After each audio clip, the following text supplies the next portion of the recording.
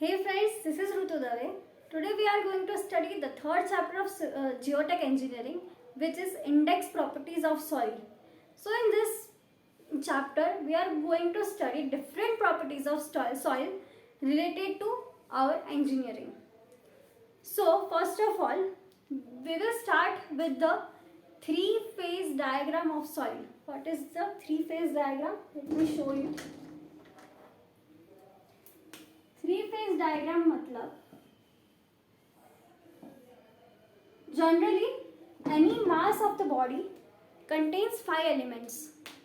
Our soil contains 3 elements which are solids, liquids and gases. These 3 elements are solids, liquid and gases. So first of all it will contain solids, liquids and gases which we call air. Okay, so now this is a three-phase diagram of soil which contains solids, liquids and air. This portion, ये जो portion है air और liquid को मिला के वो बनता है, मतलब वो कहाँ पे होता है, ये सॉइल के पार्टिकल्स है, समझ लीजिए ये सॉइल के पार्टिकल्स है. तो इसके बीच में ये जो जगह है,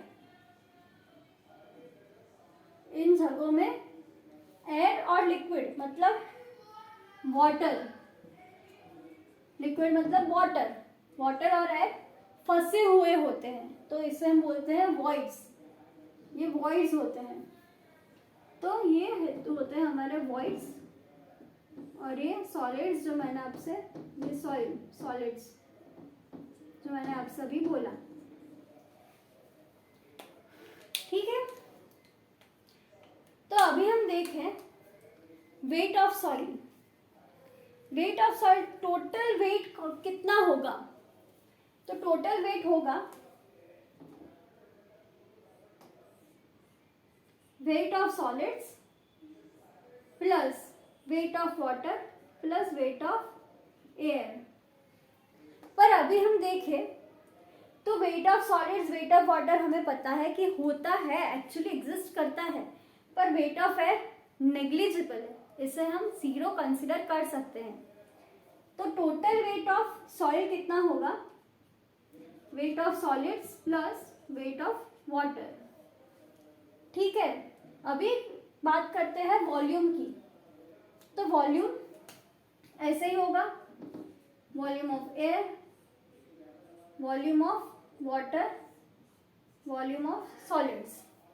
ठीक है, ये पूरा W हुआ. ये वॉइड्स, वॉइड्स तो तीनों के आएंगे. सॉलिड्स भी वॉल्यूम ऑक्यूपाई करता है, वाटर भी वॉल्यूम ऑक्यूपाई करता है और एयर भी वॉल्यूम ऑक्यूपाई करती है. इन तीनों का समेशन करेंगे, वॉल्यूम ऑफ सॉइल. इसे हम लिख सकते हैं wait of solids plus weight of voids, और ये भी weight of volume of solids plus volume of voids. ये है थ्री फेज डायग्राम. ये जनरल केस है जो सारी सॉइल्स में होता है. अभी नेक्स्ट है टू फेज डायग्राम. जो ड्राई सॉइल होंगी उसमें वाटर नहीं होगा, और जो फुल्ली सैचुरेटेड सॉइल होगी उसमें एयर नहीं होगी, उसमें सिर्फ वाटर होगा. और इसमें सिर्फ ड्राई सॉइल में सिर्फ एयर होंगी और सॉलिड्स होंगे. तो टू फेज डायग्राम कैसा होगा,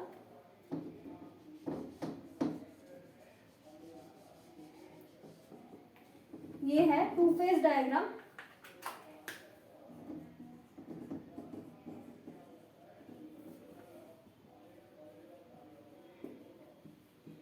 for dry soil, fully dry soil.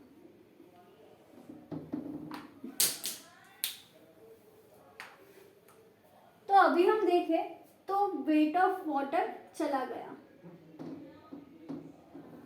Wait volume of water भी चला गया. ठीक है, पूरा जितना वॉल्यूम और वेट है वो एयर का है और सॉलिड का है. तो तो यहाँ भी क्या होगा, वेट ऑफ वाटर निकल जाएगा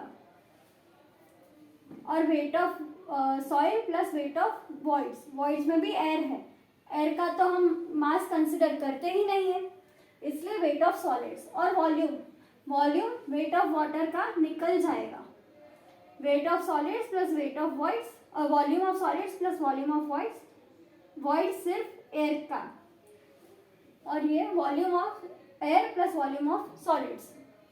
ये होगा हमारा टू फेज डायग्राम। ये जो वॉइड्स है यहाँ पे वाटर और एयर की जगह सिर्फ एयर होगी, उसे बोलते हैं fully dry soil.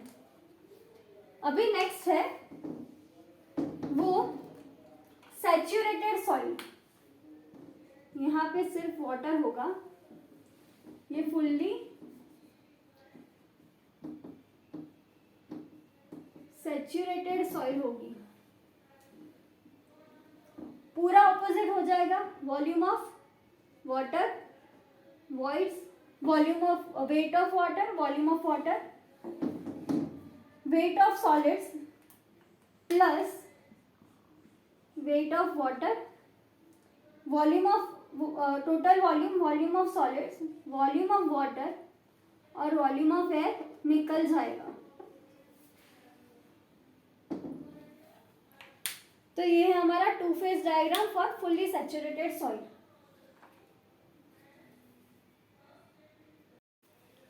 So now we will see the assumptions that we use for drawing a three-phase diagram. Three-phase diagram is from which we derive some equations for engineering properties of soil, for deriving the engineering properties of soil.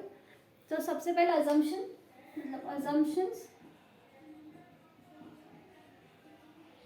for drawing three-phase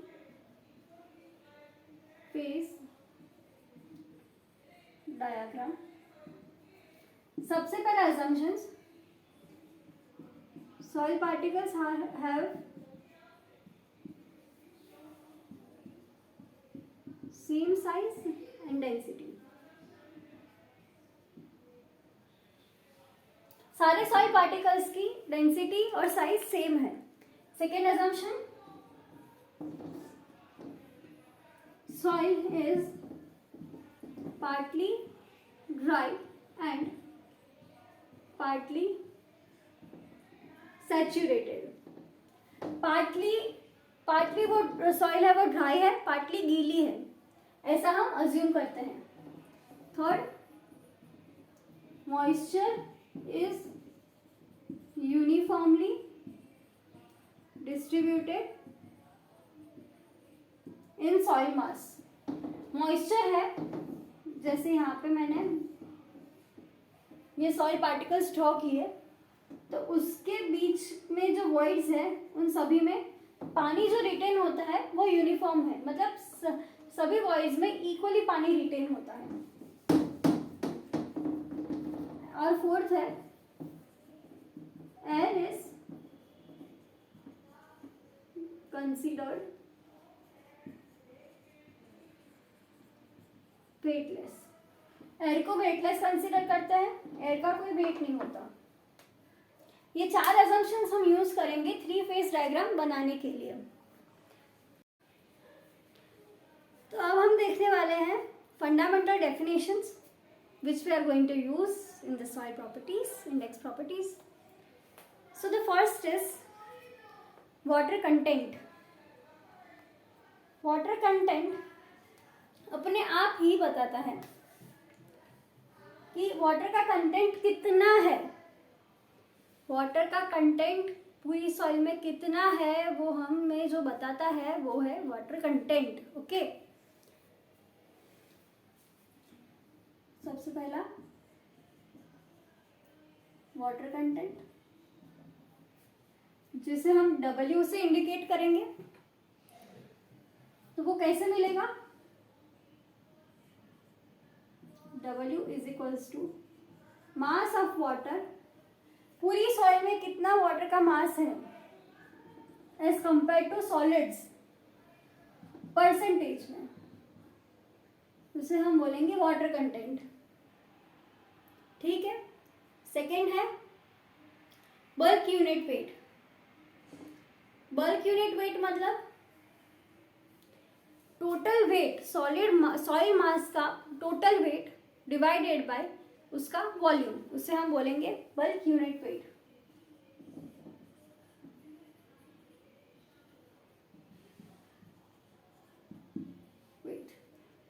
gamma B, वो कैसे denote करते हैं gamma B को? Total weight of soil mass divided by total volume of soil mass.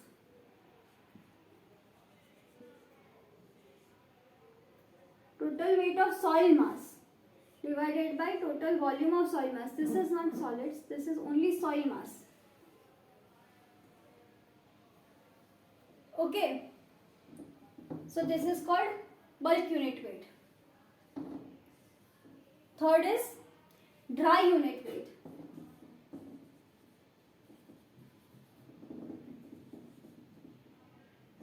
Gamma B. So simply यहाँ पे जो हमने पूरे सॉइल का मास लिया था और पूरे सॉइल का वॉल्यूम लिया था, उसके बदले हम सिर्फ सॉलिड्स का वेट लेंगे। Gamma D equals to weight of solids divide by total volume.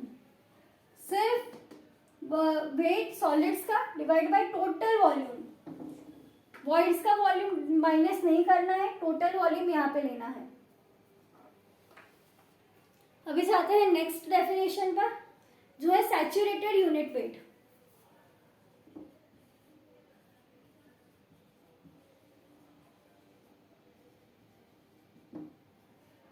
जिसे हम बोलेंगे गामा सेट। गामा बैठ चुका है, उसे हम बोलेंगे gamma sat, saturated unit wait. उसकी फॉर्मूला है, बहुत सिंपल है। उसमें हमें सिर्फ सैचुरेटेड सॉइल का मास चाहिए। सैचुरेटेड सॉइल का मास मतलब जिसमें कोई एयर वॉइड्स नहीं है, सिर्फ उसमें वाटर है और सॉइल है, ऐसी जो सॉइल है उसे हम सैचुरेटेड सॉइल बोलते हैं। तो उसका मास, उसका weight, weight of saturated soil divided by total volume, ये है गामा सेट। ठीक है, अभी ये तो परसेंटेज में हो गया, ये किस पे होगा? वेट है तो किलो न्यूटन में होगा, डिवाइड बाय वॉल्यूम है तो मीटर क्यूब में होगा। सेम किलो न्यूटन पर मीटर क्यूब में होगा, यहाँ भी किलो न्यूटन पर मीटर क्यूब आएगा।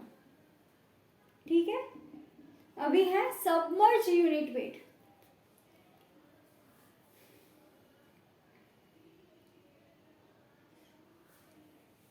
सबसे पहले हम समझते हैं कि सबमर्ज क्या होता है। सबमर्ज मतलब सैचुरेटेड सॉइल मास में से हम पानी का यूनिट वेट अलग कर दे तो हमें सबमर्ज यूनिट वेट मिलता है। पहले हम सबमर्ज यूनिट वेट लिख देते हैं, submerged unit weight gamma sub. Gamma sub equals to weight of submerged upon total volume. अभी गामा सबमर्ज्ड कहाँ से आया? तो गामा सेट में से हम जब पानी का यूनिट वेट माइनस कर दे तो हमें गामा सबमर्ज्ड मिलता है, जिसे हम गामा डैश भी बोलते हैं। गामा सबमर्ज्ड को गामा डैश से भी डिनोट किया जा सकता है और इसका भी यूनिट किलो न्यूटन पर मीटर क्यूब ही होगा। ठीक है,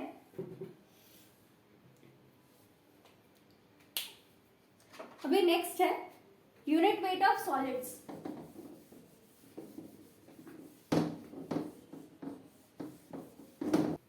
अभी नेक्स्ट है unit weight of solids. Unit weight of solids में यूनिट वेट ऑफ सॉलिड्स जैसे हमने आगे किया वैसा ही है। इसे हम डिनोट कैसे करेंगे? गामा एस से। Gamma S equals to weight of solids upon volume of solids.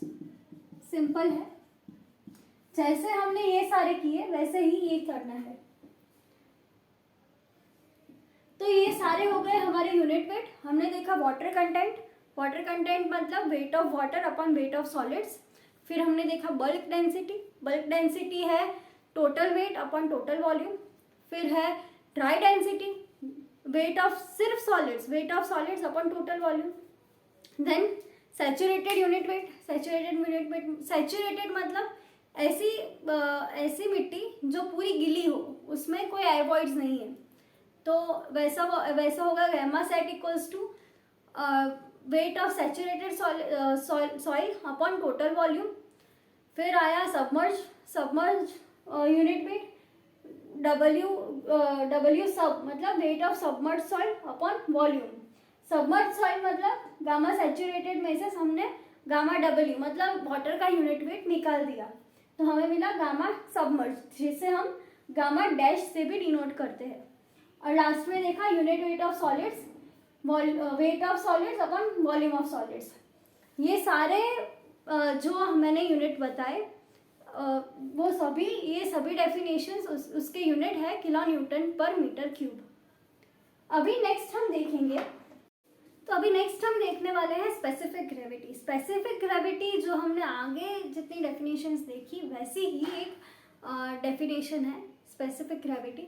Specific gravity क्या होता है?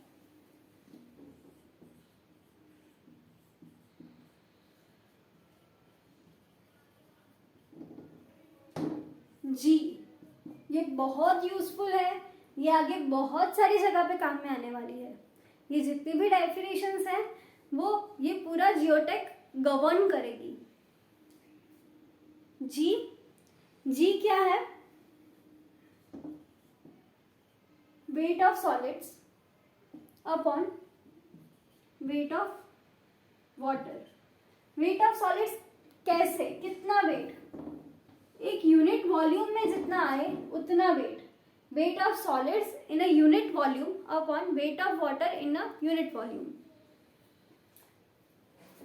तो अभी हम देखें weight of solids in a unit volume multiplied by weight of water in a unit volume, तो ये हो गया गामा एस और नीचे हो गया गामा डब्ल्यू।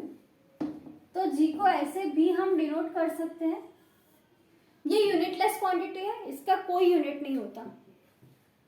अभी इसका प्री रिक्विजिट क्या है कि वाटर का टेम्परेचर 4 डिग्री सेल्सियस होना चाहिए। वाटर का टेम्परेचर 4 डिग्री सेल्सियस होना चाहिए और एयर का टेम्परेचर, नॉर्मल टेम्परेचर एटमॉस्फेयर का 27 डिग्री सेल्सियस। एटमॉस्फेयर टेम्परेचर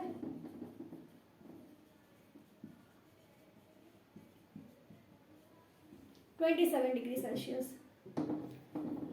अभी जी की सभी प्रॉपर्टीज है। जी की प्रॉपर्टीज क्या है कि सबसे पहले तो जी है वो 2.65 से लेके 2.8 के बीच में आएगा, 2.80 के बीच में। फिर है कोर्स ग्रेन सॉइल्स के लिए जी की वैल्यू छोटी होगी। फॉर कोर्स ग्रेन सॉइल्स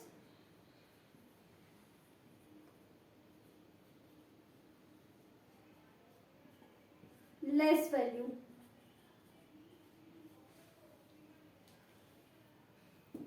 फिर ये किस में यूज में आता है? For the determination of void ratio and particle size uses determination of void ratio and particle size। ये void ratio हम आगे डेफिनेशंस में ही पढ़ेंगे और पार्टिकल साइज नेक्स्ट चैप्टर में है। ठीक है, तो ये है स्पेसिफिक ग्रेविटी। अभी स्पेसिफिक ग्रेविटी में भी दो टाइप होते हैं। स्पेसिफिक ग्रेविटी में भी दो टाइप होते हैं, एब्सोल्यूट स्पेसिफिक ग्रेविटी और मास स्पेसिफिक ग्रेविटी। तो अभी दो टाइप की स्पेसिफिक ग्रेविटी है। पहली है एब्सोल्यूट स्पेसिफिक ग्रेविटी और दूसरी है मास स्पेसिफिक ग्रेविटी। दोनों में डिफरेंस क्या है? तो सबसे पहले तो इसे हम G से डिनोट करेंगे और इसे Gm से डिनोट करेंगे क्योंकि इसमें मास है। ठीक है। सेकेंड है कि इसका G है वो gamma S upon gamma W होगा और ये पूरा सॉलिड्स का होगा और इसमें Gm में गामा बल्क लेंगे divide by gamma W। Next है इसके अंदर वॉल्यूम में does not include volume of voids in total volume of solids। Volume of voids include नहीं करते इसमें, it includes volume of voids। और लास्ट है कि इसे हम ट्रू स्पेसिफिक ग्रेविटी बोलते हैं, also called true specific gravity. और इसको हम एपरेंट या बल्क स्पेसिफिक ग्रेविटी भी बोलते हैं, ऑल्सो कॉल्ड एपरेंट और बल्क स्पेसिफिक ग्रेविटी। तो ये इन दोनों के डिफरेंस थे। इसे हम इसे Gm से डिनोट करते हैं। इसमें सॉलिड्स का गामा यूनिट वेट होता है और इसमें गामा बल्क होता है। फिर इसमें वॉल्यूम ऑफ voids इंक्लूड नहीं करते हैं, इसमें वॉल्यूम ऑफ voids इंक्लूड करते हैं। और लास्ट में इसे ट्रू स्पेसिफिक ग्रेविटी भी बोलते हैं और इसे एपरेंट या बल्क स्पेसिफिक ग्रेविटी भी बोलते हैं। तो ये था स्पेसिफिक ग्रेविटी। अभी नेक्स्ट है void ratio। The name itself says what is void ratio।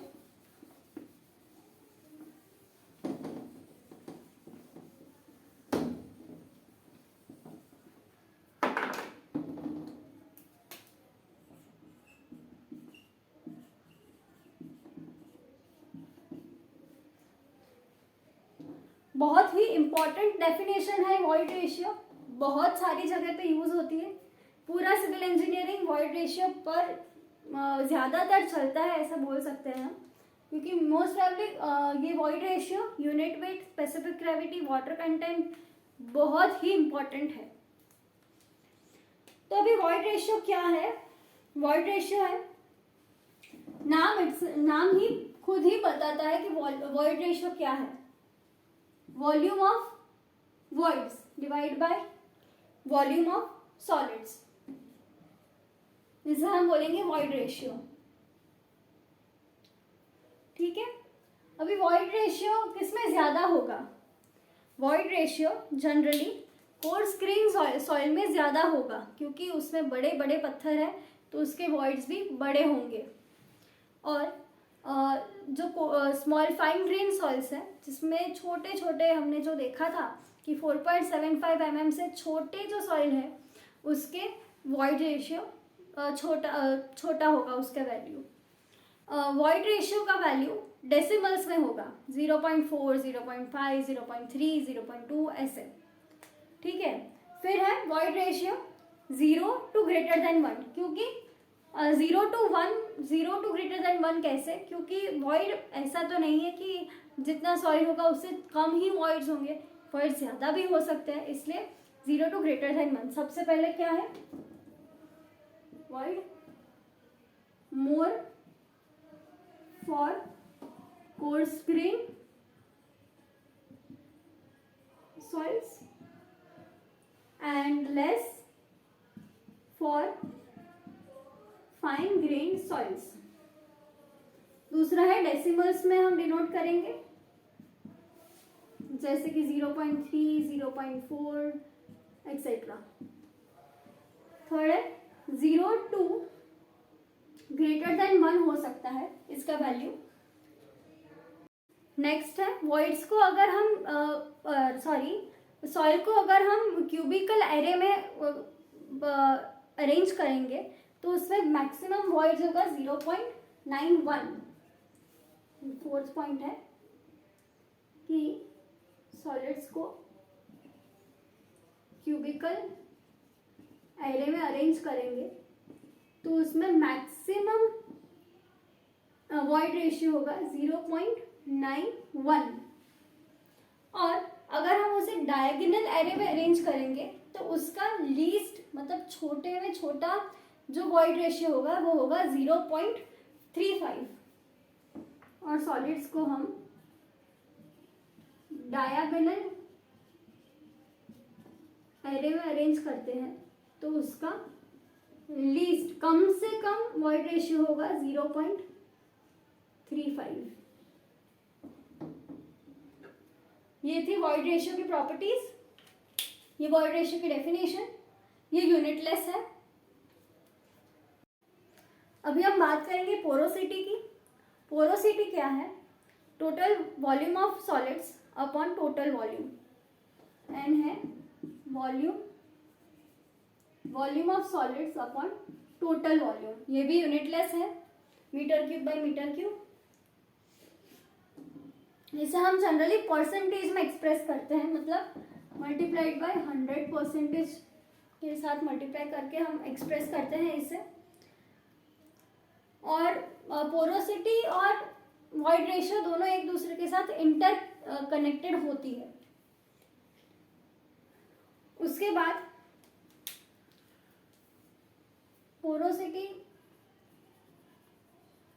Porosity जो है वो कोर्स ग्रेन में कम होती है और फाइन ग्रेन में ज्यादा होती है। ये कंट्रोवर्शियल स्टेटमेंट है, पर यही फैक्ट है कि कोर्स ग्रेन सॉइल में पोरोसिटी कम होती है, फाइन ग्रेन सॉइल में पोरोसिटी ज्यादा होती है। उसके बाद है पोरोसिटी की वैल्यू 0 से 1 के बीच में होती है, जिसे हम फिर परसेंटेज में एक्सप्रेस करते हैं। और बस इतना ही था इसके पोरोसिटी के लिए। अभी नेक्स्ट हम देखेंगे degree of saturation. Degree of saturation भी एक बहुत इंपॉर्टेंट प्रॉपर्टी है फ्रेंड्स। तो अभी हम देखेंगे डिग्री ऑफ सैचुरेशन, जिसे हम बोलते हैं SR। डिग्री ऑफ सैचुरेशन क्या है? वाटर कंटेंट जैसा ही है। वाटर कंटेंट में हम वेट ऑफ वाटर लेते थे, इसमें हम वॉल्यूम ऑफ वाटर लेंगे। Volume of water upon volume of voids, ये है saturation, degree of saturation. Degree of saturation percentage में भी एक्सप्रेस होता है, यूनिटलेस है। और फुल्ली सैचुरेटेड सॉइल में ये इसका वैल्यू 1 होती है और ड्राई सॉइल में 0 होती है। 0 से 1 के बीच में ही ये इसका वैल्यू लाई करता है। उसके बाद है एयर कंटेंट।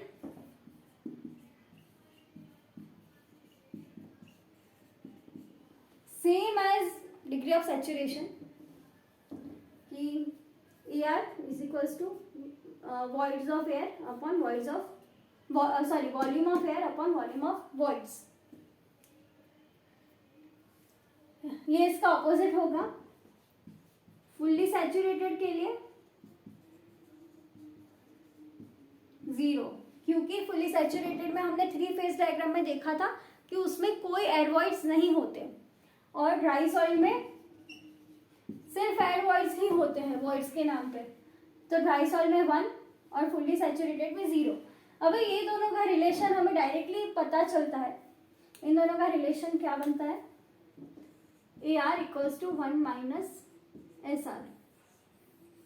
इसे माइनस करो तो ये मिलता है, इसे माइनस करो तो ये मिलता है। तो ये था डिग्री ऑफ सैचुरेशन और एयर कंटेंट। अभी है परसेंटेज एयर वॉइड्स।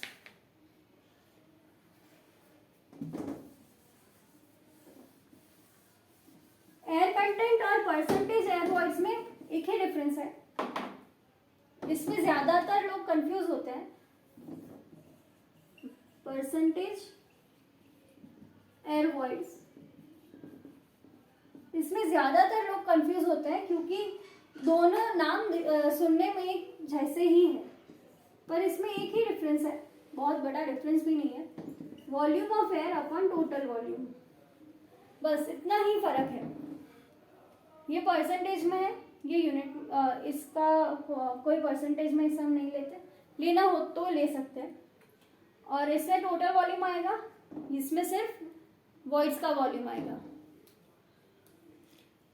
फिर है डेंसिटी इंडेक्स। तो अब है डेंसिटी इंडेक्स। डेंसिटी इंडेक्स क्या होता है, तो एक रिलेशन है अलग अलग एयर वॉइड्स, या हम डेंसिटी बोल सकते हैं, डेंसिटी इंडेक्स।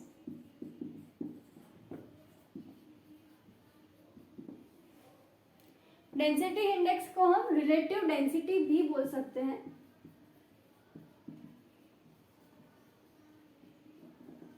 जिसे हम IR से डिनोट करते हैं। अब इसकी फॉर्मूला मैं ऐसे याद रखती हूँ, इसकी फॉर्मूला IR की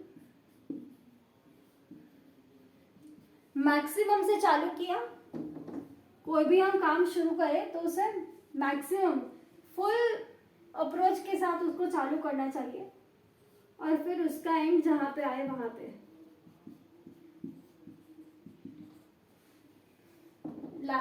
and lies in the hands of God. E minimum और ये ई मैक्स। शुरू किया ई मैक्स से और खत्म किया, ऊपर नेचुरल एयर वॉइड रेशियो आएगा और नीचे मिनिमम वॉइड रेशियो आएगा। इसे हम बोलते हैं डेंसिटी इंडेक्स। तो फ्रेंड्स, आज के लिए इतना ही। नेक्स्ट लेक्चर्स में हम पढ़ेंगे कि ये जितनी भी हमने डेफिनेशंस देखी उसका फंडामेंटल रिलेशंस क्या है, अलग अलग डेंसिटीज़ का एक दूसरे के साथ रिलेशन, अलग अलग क्वांटिटीज़ का एक दूसरे के साथ रिलेशन, और लास्ट में हम देखेंगे इस चैप्टर में कि ये जितने भी इंडेक्स प्रॉपर्टीज़ है उसे हम डिटरमाइन कैसे करते हैं। ये सभी लैब में डिटरमाइन होती है, तो ये हम कैसे करते हैं वो भी हम सीखेंगे। So stay tuned with this channel. I will be keeping uploading। अभी जो ये रिलेटिव डेंसिटी होती है वो सिर्फ कोहेजन लेस सॉइल्स में ही यूज होती है, only use for cohesion less soils. तभी कोहेजन लेस सॉइल्स जब उसकी लूजेस्ट डेंसिटी पर आएंगे, हाँ लूजेस्ट फॉर्म में आएंगे, तो उसमें ई मैक्सिमम होगा, वॉइड रेशियो मैक्सिमम स्टेट पर होगा, और उसकी वजह से हमारा जो ID है वो 0 हो जाएगा।